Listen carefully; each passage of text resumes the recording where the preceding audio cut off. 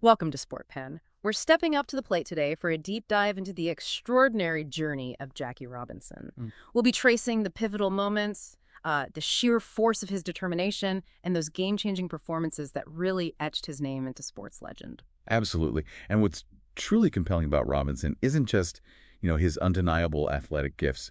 It's the immense weight of history he carried and the monumental adversity he faced. This isn't just a sports story, really. It's a look at how one individual, through incredible strength and resilience, helped rewrite the very narrative of American sports and, well, society itself. Exactly. We often talk about greatness in sports, and it goes beyond just the scoreboard, doesn't it? It's about those rare figures who transcend their sport and leave this enduring impact. Okay, so let's unpack this by looking at his formative years. Pasadena. This wasn't a talent that just materialized overnight. Not at all. Even before he put on that iconic Dodgers jersey, Robinson was a phenomenal multi-sport athlete. Back in '36, he was already a junior tennis champion on the Pacific Coast. And on the baseball diamond in Pomona, get this, he was recognized alongside future Hall of Famers like Ted Williams and Bob Lemon. That's quite a preview, right, of the company he'd keep. Wow. And this early versatility, it wasn't just athleticism. It suggests, a remarkable adaptability, a competitive spirit that would be so crucial later. Shows he was someone always seeking out challenges, conquering them across different fields. It really does. And check this out. A 1937 report in the Pasadena Star-News lauded him as Muir High School's outstanding athlete. Right. In not one, not two, but 5 sports, football, basketball, track, baseball, and tennis for 2 years running. Talk about a dominant all-around talent. It's almost unheard of. Excelling at that level in such a diverse range, it just speaks volumes about his natural ability and, frankly, his relentless drive to compete and win. He wasn't just participating, he was a standout in everything. And that continued right into Pasadena Junior College. He kept juggling basketball, football, playing both quarterback and safety. Imagine that. Baseball as shortstop and leadoff hitter, and track. He even shattered his own brother Mac's American Junior College broad jump record in 1938. Yeah. Mac was an Olympic medalist himself, so breaking his record. Right. Must have been some serious athletic genes in that family. Absolutely. And breaking his brother's record, it adds this fascinating personal dimension, a hint of that family drive for excellence. His continued success across all those sports at PJC just further underscores his exceptional gifts. Here's a detail I think is particularly interesting. Just like in high school, most of his teammates at PJC were white. This early experience navigating integrated sports environments likely provided some kind of foundation for what was to come. That's a crucial point. Yeah. While the backdrop was still deep segregation, his familiarity with integrated teams, even at a younger age, probably instilled a degree of resilience, maybe an understanding of how to navigate those dynamics. It suggests that while the external pressures later would be immense, the actual team environment wasn't entirely new territory for him. We should also mention, though, he suffered a pretty significant ankle fracture playing football at PJC. It actually ended up affecting his eligibility for military deployment later on, so even early on he faced setbacks. Right. It's a reminder that even the most gifted athletes hit bumps in the road. And the fact that this injury had implications for his military service just adds another layer to his story. His path wasn't always smooth. But despite that injury, he was still recognized as the most valuable player in junior college baseball for his region in 1938, earned a spot on the All-Southland Junior College team. The talent was just undeniable. Okay, so let's jump ahead. Mid-1940s, Branch Rickey enters the picture. What was that all about? Well, what's fascinating here is Rickey's very deliberate, very strategic search. He wasn't just looking for a black player for the Brooklyn Dodgers. He was scouting for talent, yes, but more than that, he was looking for a very specific individual, someone with a particular kind of temperament. Rickey compiled a list from the Negro Leagues, promising players, and Jackie Robinson's name, it rose to the top. And interestingly, the initial talks weren't even about Brooklyn directly, but their farm club, the Montreal Royals. Right, Montreal. But Rickey's main worry, it wasn't Robinson's stats, was it? It was about his character. Specifically, could he withstand that relentless, ugly racial abuse without reacting in a way that could just derail the whole thing, especially given Robinson's past confrontations with authority over racial issues? Rickey needed to be absolutely sure. Precisely. Rickey understood the monumental pressure, the likely vitriol the first black major league player would face. Any angry outburst, any perceived loss of composure could have been seized upon to undermine the entire effort. Which brings us to that legendary meeting, 3 hours long, August 28, 1945. Wow. That must have been an incredibly tense conversation. Ricky basically testing Robinson, asking if he could turn the other cheek. And Robinson's first question back, it just speaks volumes, doesn't it? Are you looking for a Negro who is afraid to fight back? Shows his inherent dignity, his unwillingness to be seen as weak. That question, yeah, it perfectly encapsulates the understandable frustration, that ingrained fight for self-respect Robinson carried. You have to consider the context. Ricky's reply was pivotal. He said he needed someone with guts enough not to fight back. It was strategic, a strategic imperative, not, a request for passivity. That's a huge burden, though, placing that on one person, to absorb all that hatred without retaliating outwardly. But Robinson, he made that commitment. And in return, Ricky offered him the contract $600 a month, which, okay, modest by today's standards, but it represented this huge opportunity, a leap of faith. It was a landmark moment, an unspoken agreement that went way beyond baseball. Robinson's commitment to non-retaliation, it was a strategic decision. He recognized his success, and the broader success of integration hinged on it. It's also worth noting Ricky's decision not to compensate the Kansas City Monarchs. That was controversial. He argued Negro League players were free agents, no reserve clause, but it essentially disregarded the Negro Leagues as legitimate organizations and sparked debate about fair compensation. Right. And we should definitely acknowledge Wendell Smith here, the influential writer for the Pittsburgh Courier. He reportedly played a pretty significant role in influencing Ricky's decision to sign Robinson. Really highlights the power of the black press. Absolutely. Smith and other black journalists had been tireless advocates for integrating baseball for years. Their insights into the players, the broader social landscape, were undoubtedly crucial in shaping Ricky's thinking and, ultimately, his historic decision. So, the agreement's sealed. Robinson signs with the Montreal Royals. What was that experience like for him? Not the majors yet, but still a huge step. Must have brought its own challenges and triumphs, too. Montreal in '46. In some ways, it proved to be a more accepting environment than, well, many parts of the U.S. at the time. Robinson had an outstanding season, on the field and with the fans. They truly embraced him. That iconic moment after the final out, ecstatic fans carrying him off the field. There's that quote, right? Describing it as probably the only day in history that a black man ran from a white mob with love instead of lynching on its mind. Incredibly powerful. It's a chillingly evocative image, isn't it, that contrast? But even amidst those celebrations, the harsh realities of segregation were never far away, were they? No, they weren't. Even as he was being celebrated, Robinson and his wife Rachel still felt the sting. Rachel later recounted her shock, seeing whites-only signs during their travels to Montreal. A stark reminder the fight was constant, even in seemingly more progressive places. Then comes the day, April 15th, 1947. His major league debut with the Brooklyn Dodgers, effectively ending about 60 years of segregation in professional baseball.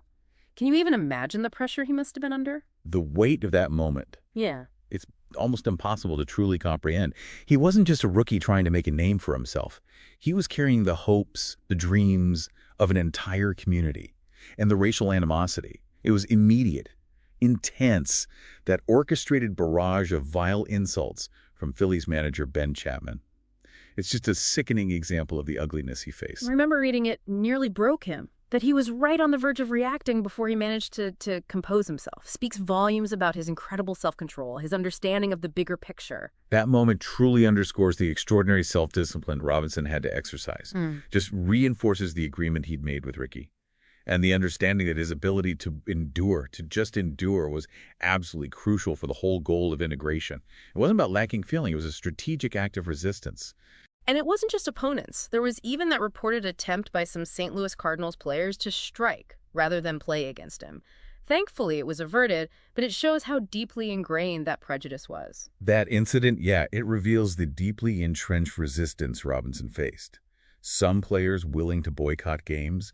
It just illustrates the pervasive, ugly nature of the racism at the time. It's interesting that the initial strategy, publicly anyway, was to portray Robinson as just another rookie Dodger. Almost seems counterintuitive. But you can see the logic, right? Trying to normalize his presence, maybe minimize some of that intense scrutiny. Exactly. Ricky understood that drawing excessive attention solely to Robinson's race, game after game, could create more opportunities for backlash. By presenting him first and foremost as a ball player, the focus could gradually, hopefully, shift to his undeniable talent and his contributions to the team's success. And he certainly delivered on the field. Let's talk about that on-field excellence, because it wasn't just about breaking barriers. He was an exceptionally gifted player. Absolutely. In 1950, just a few seasons in, he led the entire National League in double plays made by a second baseman, 133 of them. Shows his defensive skill, too. And his salary that year, $35,000, was the highest any Dodger had been paid up to that point, reflected his immense value. And his offense in 1950 was outstanding. A .328 batting average, 99 runs scored, 12 stolen bases. He was a constant threat on the bases, a real catalyst. Those stats just show his all-around brilliance. Over his 10 seasons with Brooklyn, played in 6 World Series, 6 All-Star games. His career batting average was a stellar .311, paired with an incredibly high .409 on-base percentage, and he stole 197 bases, including a remarkable 19 steals of home. 19 steals of home. Yeah. His aggressive base running wasn't just about stats. It put immense pressure on defenses, fundamentally changed how teams approached pitching and catching. Those steals of home especially were just so disruptive, demoralizing for the other team, showed his daring, his intelligence on the base paths. That's the kind of play that can completely change a game's momentum. And he scored over 100 runs in 6 of his 10 seasons, with significantly more walks than strikeouts throughout his career. It speaks to his discipline, his keen eye at the plate. His unique combination, the hitting prowess and that electrifying speed, it truly ushered in a new era. It shifted the emphasis away from just relying on the long ball towards a more dynamic, strategic offense, heavy on aggressive base running. He absolutely earned that reputation, the father of modern base stealing. And let's not forget the hardware. He won the National League MVP award in 1949, a huge testament to his performance that season. That MVP award, yeah, it solidified his place among the game's elite, effectively silenced any lingering doubts about his ability to not just play, but excel at the highest level. And years later, his selection to the Major League Baseball All-Century team in 1999, a fitting tribute, placed him among the true immortals of the sport. But his impact, it resonated so far beyond the baseball diamond, didn't it? He became this powerful, active voice in the civil rights movement. Indeed. Robinson understood his position. His platform as a prominent athlete gave him this unique opportunity, this profound responsibility, really, to advocate for equality and justice. His participation in the March on Washington in 1963 was a powerful symbol of his unwavering commitment. Martin Luther King Jr.'s words about him are so incredibly powerful, describing him as a legend and a symbol in his own time who challenged the dark skies of intolerance and frustration. That really captures his broader impact, I think. King definitely recognized the monumental significance of Robinson breaking the color barrier. It wasn't just sports. It was a highly visible, impactful step forward in the whole civil rights revolution. It fostered greater understanding, maybe respect, between black and white Americans in a deeply segregated society. And he wasn't afraid to speak his mind, even in really politically charged situations. He famously testified before the House Un-American Activities Committee in '49, spoke eloquently about the legitimate anger of black people due to Jim Crow laws, regardless of any alleged communist influence. That testimony was remarkably courageous. He used that platform to directly address the pervasive racial inequality in America, refused to let his situation be manipulated. He also maintained correspondence with various influential civil rights leaders, King, Malcolm X, Roy Wilkins, even when their views differed sometimes, showed his commitment to the broader struggle. He also used his platform as a columnist, right, for the New York Amsterdam News to address crucial civil rights issues beyond baseball, like the discriminatory practices in the PGA, the Professional Golfers Association. Right. His columns were another vital avenue for his activism. And it's particularly significant that Charlie Sifford, a true pioneer in black golf, Sifford directly credited Robinson's powerful writings with helping his long-fought application to PGA tournaments finally gain acceptance. Wow, that really underscores the tangible impact of his advocacy. He wasn't just offering opinions, he was actively contributing to real change. Even when he had differing views, say with Martin Luther King Jr. on complex issues like Vietnam, he stayed deeply engaged in those critical conversations. He was even honored with the NAACP's prestigious Spingarn Medal in 1956 for his contributions. His continued engagement with these complex issues just demonstrates a deep, unwavering commitment to justice that went way beyond his athletic achievements. The Spingarn Medal was absolutely well-deserved recognition. After his playing career ended, he continued breaking barriers, moved into the corporate world, became a vice president at Chock full of Nuts, also appointed to the New York State Athletic Commission in 1971. still wanting to contribute. These post-baseball roles further illustrate that desire to stay active, engaged in society, and continue making a difference in various spheres. He wasn't content to just, rest on his laurels as a baseball legend. Yeah. His final public appearance was at the 1972 World Series, just a few days before his untimely passing. It's almost poignant, isn't it? Thinking of that as his last moment in the public spotlight. A final connection to the sport he so profoundly changed. That final appearance, serves as a powerful, maybe somewhat bittersweet reminder of his enduring connection to the game and the immeasurable impact he had on its history and its future. And his legacy continues to resonate so powerfully today. Major League Baseball observes Jackie Robinson Day every single year, every player across the league proudly wearing his iconic number 42, and his number permanently retired by the Dodgers organization. Unprecedented. The annual Jackie Robinson Day is such a powerful testament to his impact.